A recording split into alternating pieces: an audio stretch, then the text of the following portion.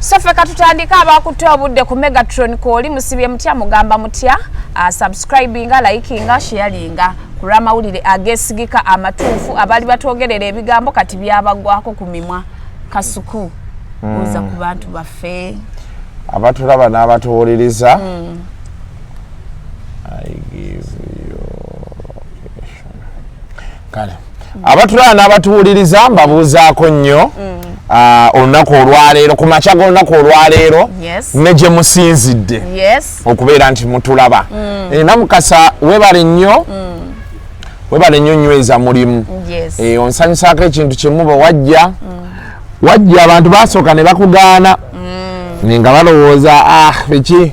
n'olemezaamu kati ensonga ogikutte ate n'otalemera nnyo ku TV ne radio noga nti kati omulimu guweddewo banvuddemu kaŋŋende ku kiddako so kati kati ekintu okikutte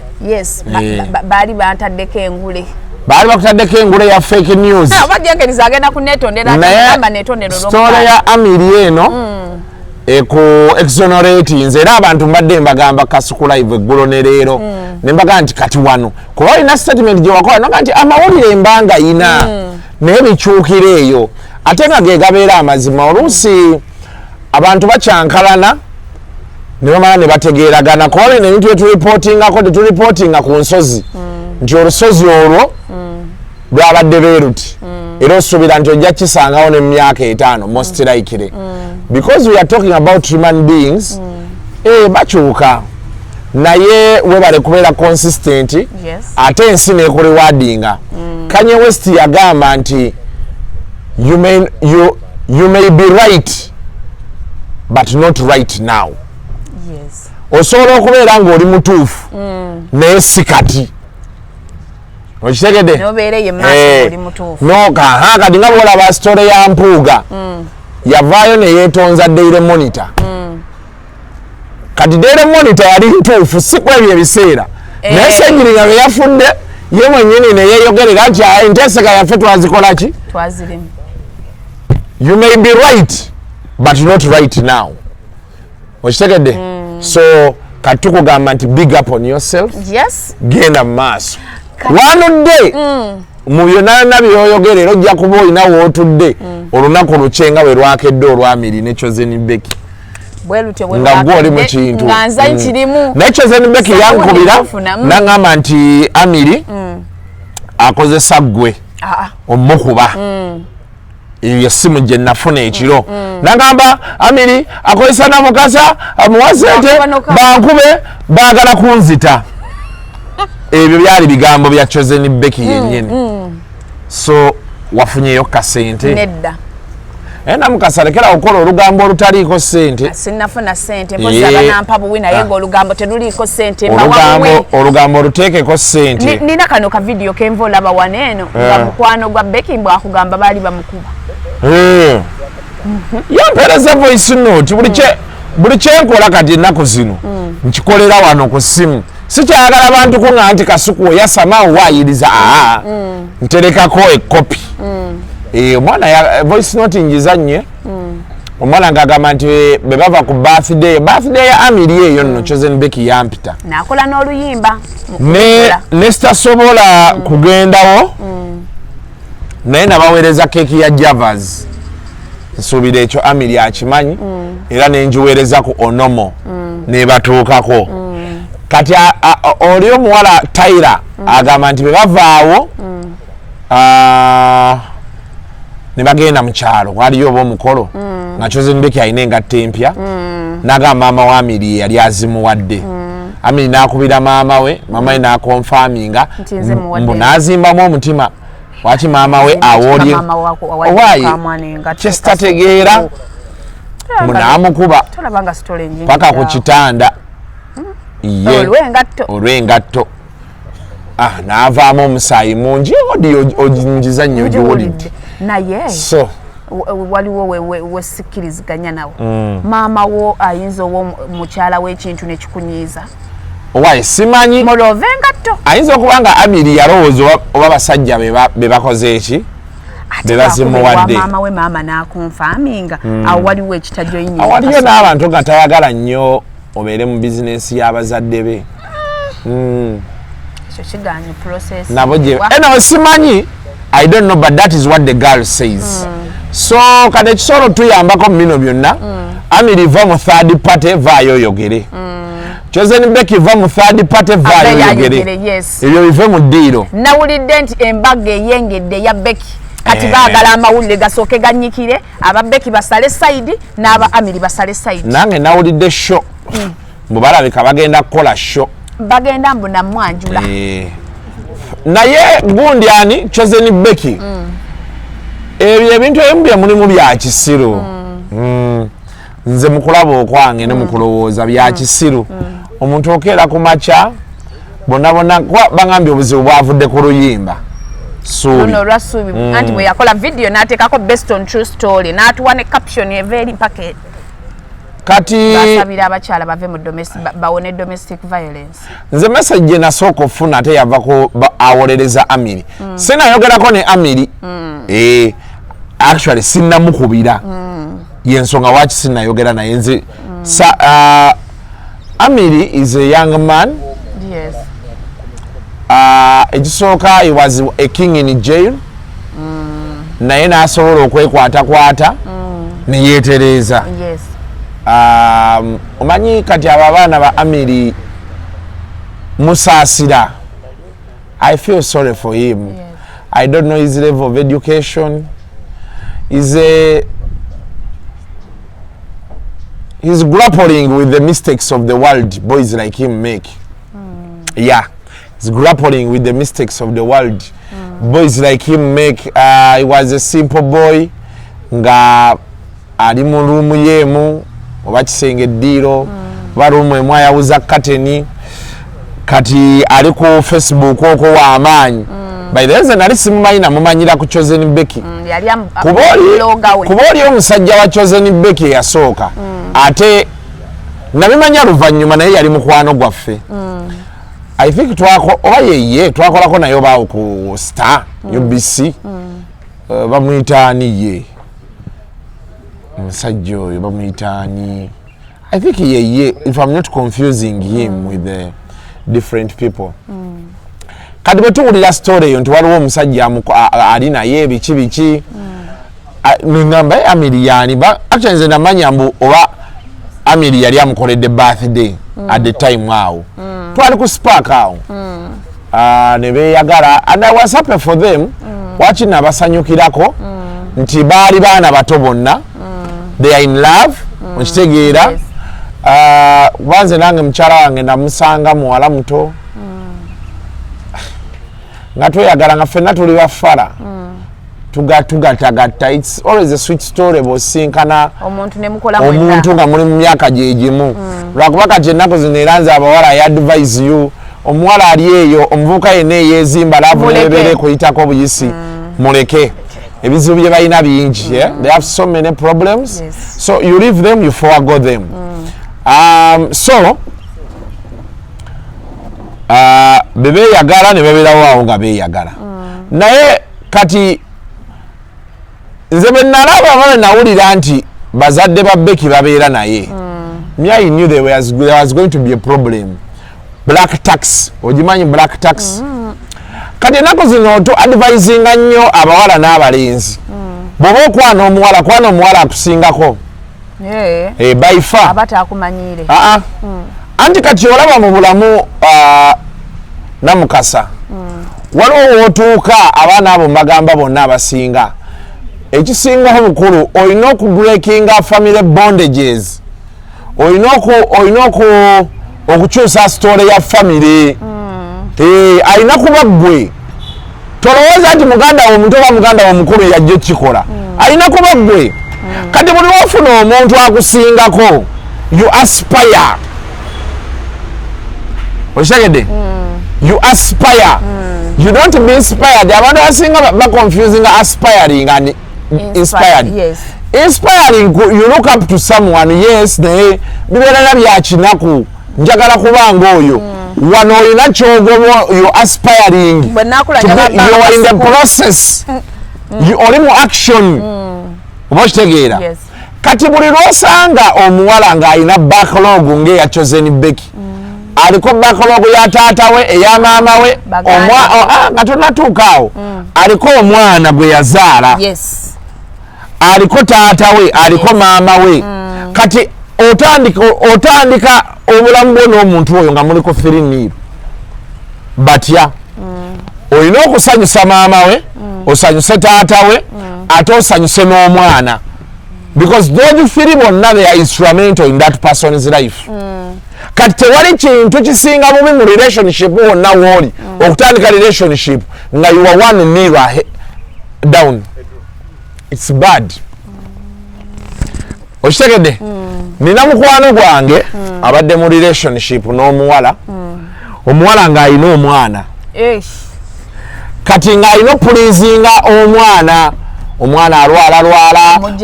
abadde atuse ku level walina osasulira n'omwana fees because ng'omwana ye weak sport yaki ya maama kati ne munyonyola ne mugaa nti gwe ku mbeera gy'olimu nawe weezimba kala totandika omugugu gw'omukazi otandike n'omugugu gw'omwana kati omukazi ataokweya kwabadde agatta omumanyirira okitegedde ne mugavaayo n'amugoba era kati yakomyewo ku ground obulamu omuvubuka yenna kati abantu abasobola otandika obulamu nga omupiira relationship ng'omupiira guli mu firimiiro kati be baffe wano wendi olunaku olwaleero nina obusobozi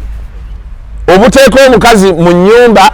eyakamu ekitundu nga mbeera naye ne mulabirira n'omwana we ne bazadde be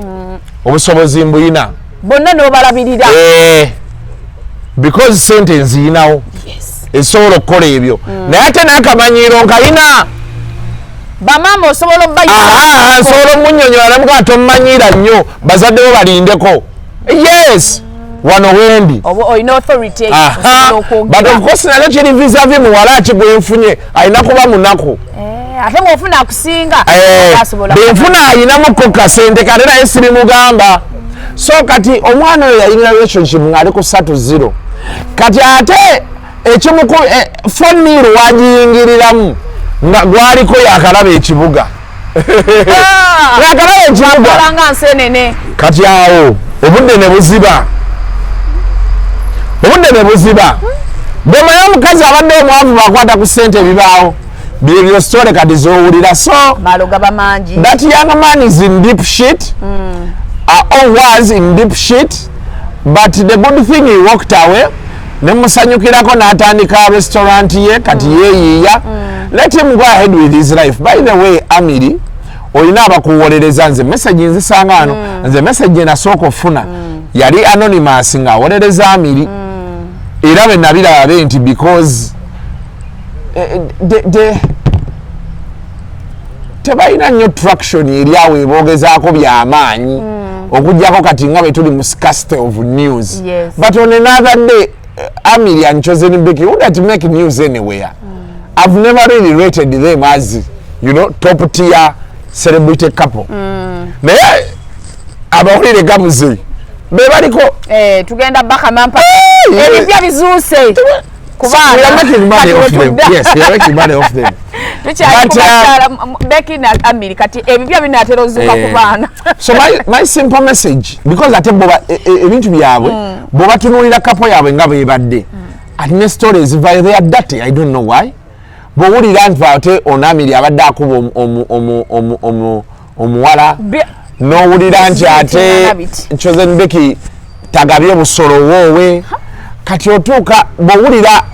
version z'obusolo ze bagamba yayagala olwo n'atuuka n'opangisiriza omusajja ennyumba simanyi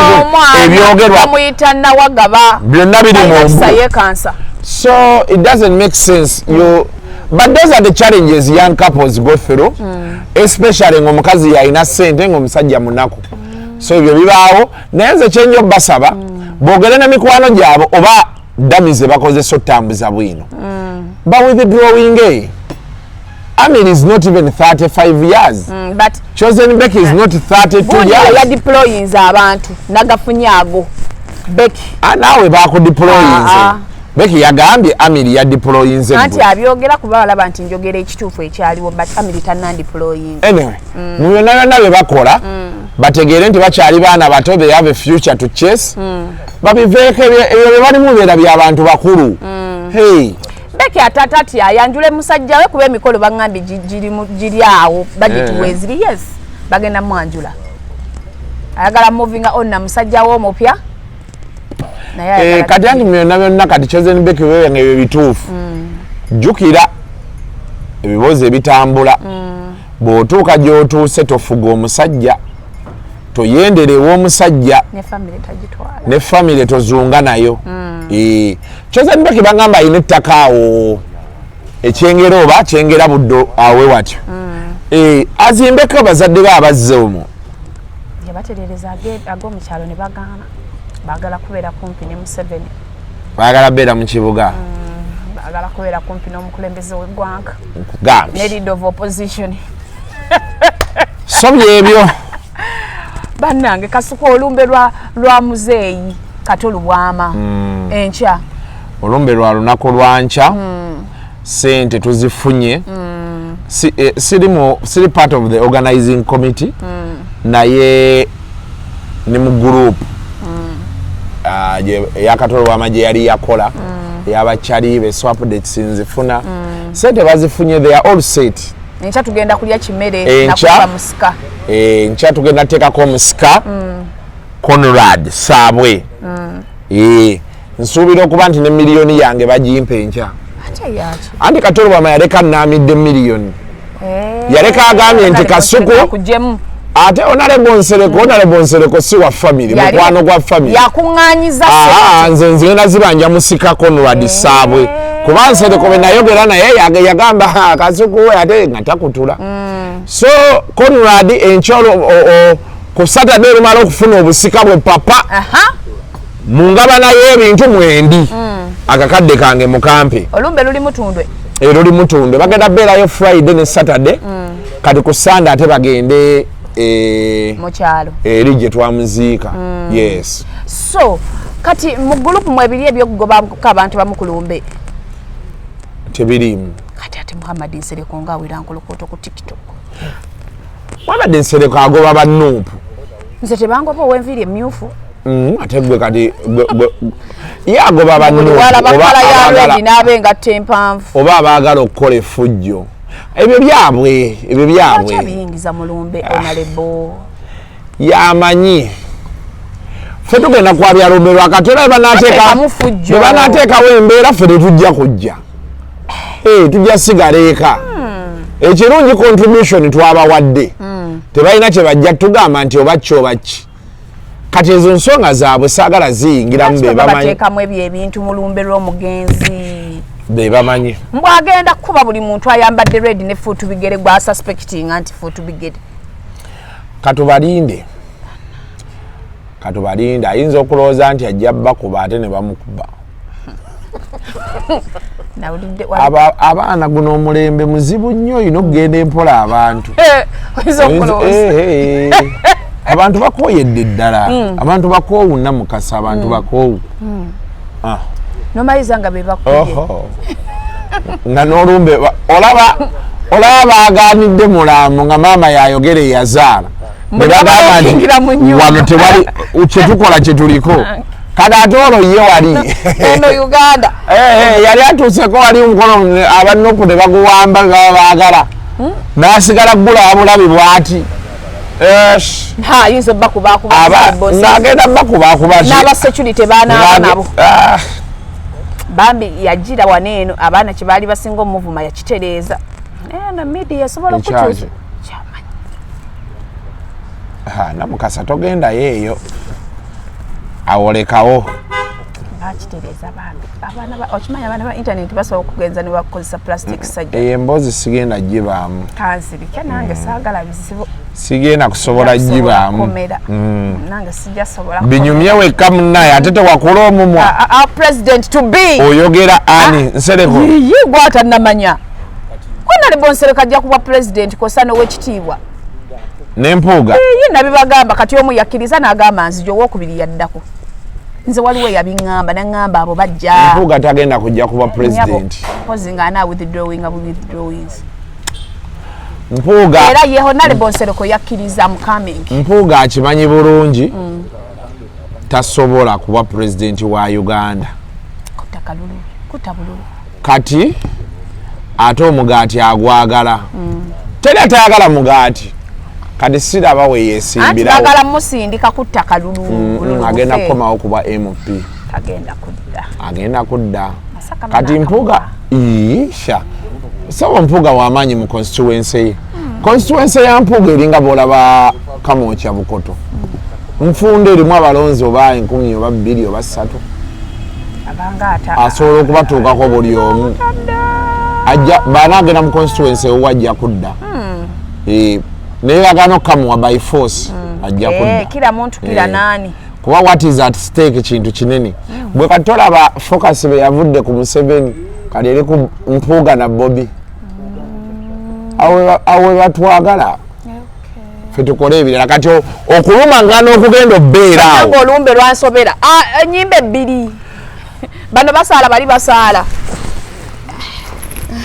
tunaagenda ozuukuka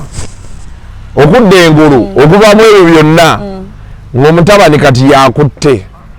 balina kwetereza nga bo they have to find consensus nze kati nina naade ku TV nga ndaba omusajja agamba abo abasajja tebajja kutufuga wakiri Museveni anaatufuga eyabadde ayogera ababadde mu kulwanisa Museveni emyaka nga 3 okitegeera kati awo we nategeeredde kuba tosobola kugamba nti toyagala Museveni naye ate bwe muli ku sayidi y'emu nga mumulwanisa nti ate aleme fuga wakiri Museveni afuge nategedde butegeezi nti kaweddemu dda eyo yembeera gye tulimu kati the first abantu abali mu opposition gye bafindinga cohesion kuba obuzibu abo abantu bwe balina nze bwe nalabye era kino nkibagambirawo be bateetereza era Museveni agenda kudda ate guno omulundi nkubuuliridde wano guno omulundi Museveni ayinza okuyisa mu jjenje ekkalu mbuuza lwaki kati opposition bonna bali mu biwayi Nuupu beekutulamu Mpuuga n'agenda ne beyajja nabo abamu n'ebisigadde kati namulabye ali ku jeema agenze kwogeramu nabo bangambye alina ne meeting n'aba DP nekidda wali FDC ebiriyo obiraba UPC yagenda dda UPC yo tekyaliko eyo musima ena weebeera neefuna ba MP baayo 10 mu mambuka awo neewummula neebeerawo yo terina buzibu nabatono beefuna DP kati nayo kyeriko DP nayo kati erinnya eri mu buliri ne NRM kati NRM ate ye eri solidi towulira bayomba babiterereza eyo kati sebo nga tugenda mu kalolo mbuulira kubanga tujjukira NRM gwe bagoba yali mu buyinza yalina ssente yalina poliisi yalina amagye kate mu abandi badde mwetereza mugoba omusajja bye balimu ndowooza obiraba so it is a matter of time katubasabire nze kati ebyobufuzi ndaba birabe naye nga nze kye nandibadde ndowooza bandifayiniza kasita nawulidde statement omusajja ng'agamba nti bano abayaayi okufuga wakiri Museveni afuga nga is a veteran politician alumye mu opposition yabeerako meya n'abeerako MP emyaka 2 nakomyawo Kasuku ya buli lukyaba mulekwa nga beeyongera sikirinya abadde omulwadde alese n'omwana w'ebbeeri ekisoboka tebatusiba abaana bagenda babakebere DNA baleseeyo omusaayi mu ddwaliro tebatusiba omwana DNA ennyangu musobola oziikulula omufu naye ennaku zino omuntu bw'ofa bw'oba ng'obadde mulwadde oba kibasooka kuggyako sampo nabako we bagiteeka just naye n'ekyokulala Sejjenya alina baganda be basobola obbaggyako omusaayi ne bakebera abaana bayitiridde obungi maama n'emmere ebuze twali twakaziika Segirinyenkera nga tewali mmere abaana bakabirira maama jjajja abazzukulu bakaaba bayita obulamu bw'ensi ate kati baba tabuyina akola atya tewabaddewo mmere yasigala ku lumbe eri wampuuga gye nalaba balya baŋŋamba n'ebidomola by'obuugi babitikka ne babireeta e Kampala baani abampuuga mbwe emmere ya mpuuga yadiba ng'olwo baagala ki accountability mbu bapakinga sepisi y'emiceere gyo newazikomyawo eno abakungu bazitebaali namukaso yasama naye awo ensi that is the reality era abantu tubagamba nnyo abasajja abaami n'abakyala wannyo ekitiibwa omuntu ng'akyasobola okukuliisa n'okukusuza olaba omukazi nga aleekaanira omusajja kati ennaku zino oli ajja obalaba ku intaneti oli ng'abuuza ani alina obaliisa okitegedde kati omuntu n'afa kati wootegeera nti omusajja yalina kye yali akola okitegeera so ffe lwakuba nti ebintu ebisinga tubitwala for granted ne tulowooza nti kyoba ki muntu amala vaawo n'omanya yali useful yali w'amaanyi entalo zaabadde nnyingi kusegirinnyaawo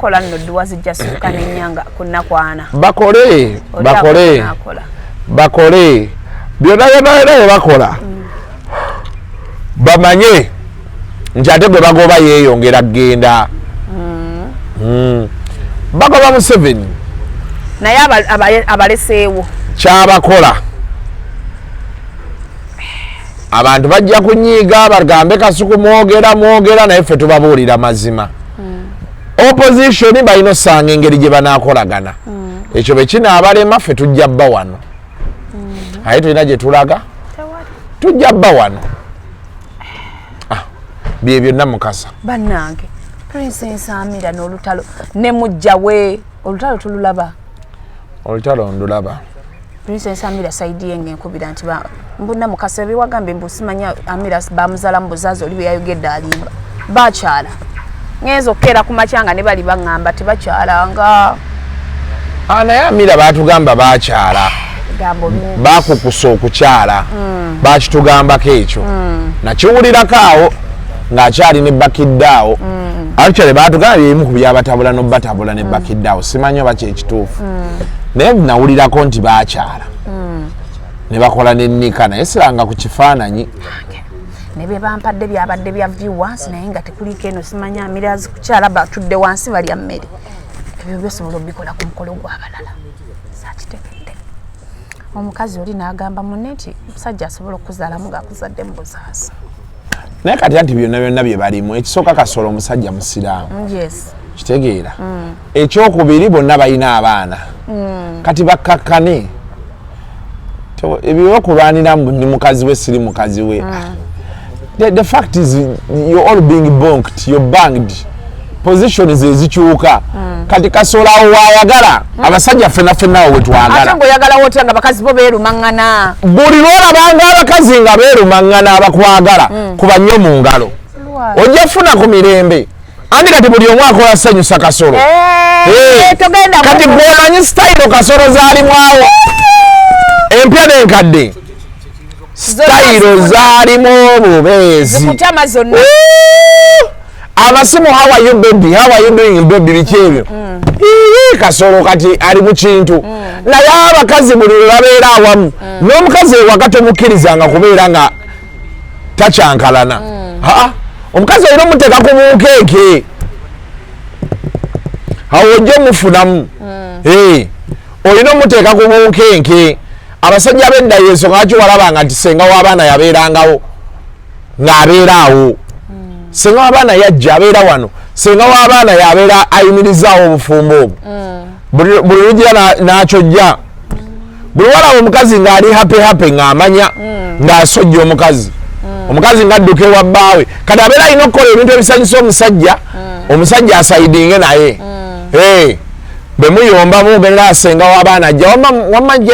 nze nkoleddeyo akamere balowooza nze kwetwaleka ku bbeera erimu osula enjala nga bwendi omukazi nga amanya ono because the truth is omusajja kasita atandika okufuna kyalya nga sigwa okireeta n'amanya nti nsobola okukomaweka nenfuna otulo ebadde bimbonyabonya byonna nga biri set gwe ne bwonyiiga amaliriza olajja kufuna omukazi omulala kibayita checks and balances kati awo kasolo wali alina okuba nga ali happy I love you baby biki bamulopera yanjogeddeko yakoze baati awo abasajja bonna we baagala naye nze njagala omuyimbi waffe naye atandika opositinga ku musajja omusajja yamugana omupositinga baana boogera ebigambo ku intaneti awo oli apositinga okufa ne holiday ey'omwaka oguwedde mu Desemba baali UK n'obukulu ne dokita ate omukazi abipositingira ddala peji y'omukazi togiraba kati kyenjagala obuuza alina abakazi babiri bokka nedda alina namba emu namba bbiri naye abo bo olutalo tebalulimu namba emu yalabikako e Masaka yali asibye ekitambaala namba bbiri ali Nansana namba 3 dokita namba 4 muyimbi waffe naye Amir ojja kukaddiwa mangu bw'otava mu ezo ntalo kuba kati Amir kyasinga maybe leverage ye muto she's beautiful naye kati oli omukyala yasoma ayina ssente ze omukazi owa ssente mulalamu ate abo abaana bategeera enkalu wayagalira wa meeting omukulembeze w'eggwanga kati omukazi asobola okugamba omusajja owa isoko ojje wano waliwo diiru ya $7,000,000 waliwo aba private sector baagala kukola bye bati olaba oba osobola obbayamba gwe ng'okyamulinda omuleetere bukyayi lekera awo Amira alindemu Amira kakkana is my simple advice ze ngaalabira ewala you can't win that battle bw'obanga n'omusajja tosobola mupositinga nga muli naye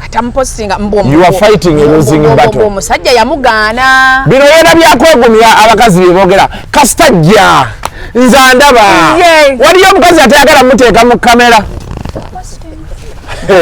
era ne ku mazaalibwa g'omusajja omusajja yagamba no photos omukazi oli oda nnyo kyenalabye ate omukazi alina ssente iza mikono alina akyali kweyo abakazi asobola okuweereza nga balina omusajja bali bwereere n'abikuweereza laga nti ozo okirabye omutima ne gukubuukamu ne gugwa wali ate sayidi ya dokita ye bweweereza ebifaananyi tebiba bya viewers omukyalo oyo teyalina musiraamu nze babiŋŋambye kituufu yali Ruth omusajja n'amwanjula n'akyala n'amukuba n'amuwoowa n'amuwa erya Aisha n'amutwala e Mecca n'akola umula kwe kufuna erinnya lya Aisha bwe yakomawo n'amuwa emmotoka ya Range Rover n'agiteekako Dr. Aisha oli avuga Noah mukwano Amira naye kasita alina business sikuyinaako buzibu kiri awo naye kyalo oli alina ssente kireke ojja kukaddiira bwereera ate ati problem gyojjofuna ate boona okaddiwa ate gujabagire n'omusajja obe nga tokyamulaba sigaza ka pretty face kaawo obeerawo okole ebibyo musajja baba zajje alternative leweesonyiwe kasolo ffe tuli eno you can come yes she can come babaga nti teyakuwoowa toli funa abasajja webali abasajja webali towesiba nnyo ku musajja abasajja webali bwe gamba bugambi nti nze bannange nze yanzaalamu buzaazi olabe abaana ebateeka abalina enkalu bayinza okuba tebenkana minisita naye nga bagenda okuwa emirembe mwana asooka akugyewa nakusule kwakulayitinga gyosula mu nnyumba ate mumanya gwasooka kubirewo olubuto ozaale abaana abo omulenzi n'omuwala awoggalewo kati muddemu kulya ssente tukunoonya oliwa Amira ali Dubai kati ate yayiseemu ali Maldives olawo obulamu bwe bunyuma nga tolina kukaayanya goli ncharge naye ye tebamutambuza mukazi wattu baba nga oli kyaga nti toli official toli ligo kiriza godda ku katale olabe batambuza oli yekka Amir dda ku katale woona olangirira booti nti bannange singa wanu searching ekiro ekyo kyennyini ono yennyini ono atayagala bifaananyi ajja kujja abasajja no Kasuku mumanyire ungamba okyakitompositi kati gwe bawo nga tewampostinga bye mwaliko byonna ki ekyabaawo nze nkuuma bintu byange bwe muleeta ne bagamba mufere n'oli akuuma bintu bye akuuma kayanzike tayagala bakalabeerabe omusajja yamugamba era ne ku birthday y'omusajja yapostinga kifaananyi kye n'awandiikako ebigambo Amira yepostinga vidiyo ye n'ateekako ebigambo happy birthday my green man kyokka oli n'amukolera pati n'amupositinga edokita atukuba nnyo ziwini guli 10 sente ate ayina sente kina abawala kye tubagamba baamukko n'enkalu kati tosobola kulwana n'oli ayina sente oli Ruth mweru naye alabika bulungi naye mulaamu njogera alabika okuba ali assertive tayagala nnyo kumanya byakisiri ate akozesa authority omulaba kati byembagamba oli ali eyawoza naye makerere edikulite omukazi wuyo yasoma ebitabo bye bosi mulamba ng'otandika nnyumya ebyo ali enaayiribya mujjawe buli lwayagalanga nze kyennatyawo wasannamutunula n'endaba ne muyingiramu ne bamunnyumiza buli kimu buli wayagala alaba omukulembeze w'eggwanga ne ŋŋamba Amira waffe alinda kampeyini ayimbe alindeko namukasa njagala kukuteera wano njagala genda kati tugende Justed ndabe gwagireese story bangambye mbu yaddamu bangambye nti yaddamu n'avaako yali yatereeramu nabagamba nti Justed yatabuka omutwe ne banvuma ebigambo neba ne guno omwaka gwa namukasa kuwangula ntalo kati era n'olwo oli muwiini neera oli muwiini kati aliwa simanyi eyabimpeereza nze yaŋŋambye baakyo nampa ne voice note simanyi gy'abeera ge mazima simanyi gy'abeera kulabirira musajja anti kati era ne Hindu ekimubonyaabonya ne Justed bali mu kiraasi y'emu ekyokulala yakasanga kanaku tekalinga ku reception yeewaabwe kati Hindu alina kitu hanem family kigyavaamu business kijakola. Did she even do senior 6? Does she have a degree at one name? Senior 4. So kati awera ina bona bwatyo. Hai singati yavuwa pulima. Amagulu ga mutunda. Yandisigadde ne pulima mukazi mutete enkanya. Ani? Justed. Ani kipulima kyali kimufuga bubi.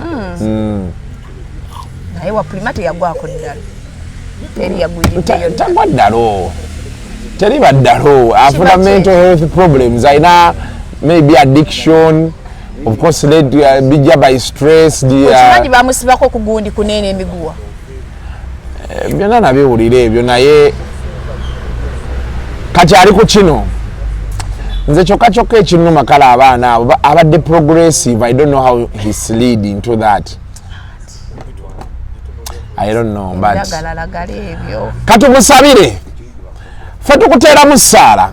ffe Mukasa wano tulinga ngoma aliwo gwe tukubira bwe kiri bw'ovaawo nga babaye. So kati ebisigadde it is up to him okwetereeza alabe obulamu bwabutambuza baba tasobola shauri yako nga tugenda kukiddako. Wanyambye ne ku story ya Spice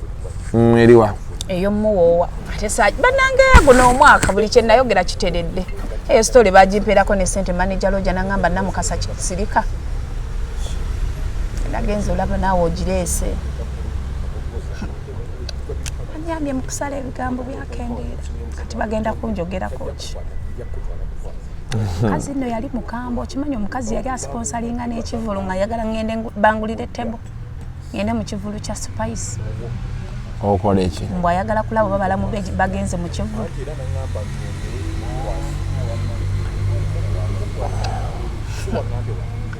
Asikubaako kyoyogera tusiibule.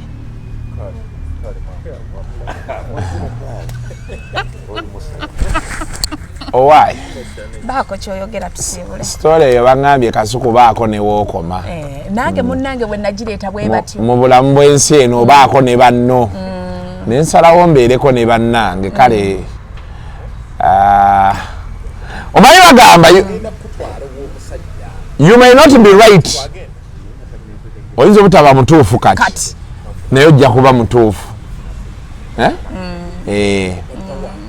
You may not be right now.